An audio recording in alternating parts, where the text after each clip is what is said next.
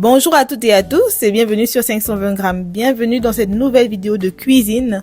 Au menu du jour, une épaule d'agneau au four. Alors pour la cuisine d'aujourd'hui, ce sera du travail d'équipe parce que l'épaule d'agneau, je ne sais pas la prêter avant. C'est tout un travail de boucher. Alors on va commencer par retirer certains os de l'épaule. Comme ça facilitera la découpe de l'épaule une fois cuite.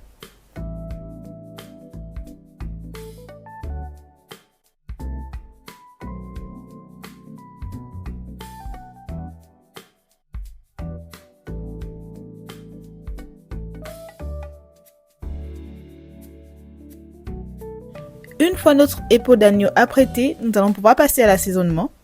Alors quelques herbes de Provence, quelques gousses d'ail à repartir partout sur l'épaule d'agneau. N'hésitez pas à hésiter à faire des entailles et mettre de l'ail un peu partout selon votre convenance. Ensuite, un peu de gros sel comme d'habitude, un peu de poivre. En tout cas, mettez l'assaisonnement qui vous convient. Là, nous, on est allé au plus simple. Donc voilà, herbes de Provence, ail, gros sel, poivre.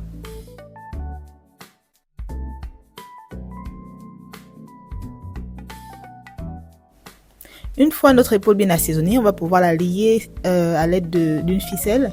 Ça permet de bien maintenir le morceau de viande pour que ça ne s'étale pas lors de la cuisson. Non seulement pour l'esthétique, mais aussi pour avoir une cuisson uniforme. On va verser un peu d'huile d'olive dans le fond de la plaque de cuisson. On va mettre notre épaule d'agneau qu'on va assaisonner à nouveau et mettre un peu d'huile d'olive par-dessus. Et le tout va partir au four pour une cuisson de 20 minutes. En parallèle, on va procéder à la préparation de nos légumes. Donc là, j'ai des patates, des navets, des carottes. Je vais éplucher tout ça, nettoyer le tout. Alors, petite astuce, une fois vos légumes nettoyés, vous pouvez les sécher, c'est-à-dire enlever toute l'eau à l'aide d'un torchon propre. Enlever vraiment toute l'eau pour pouvoir les envoyer dans le four et éviter que le four ne fume trop, parce que l'eau au contact de l'huile, ça fait pas bon ménage. Et aussi pour que vos légumes ne soient pas trop cramés, c'est mieux de retirer de l'eau avant de les envoyer dans le four.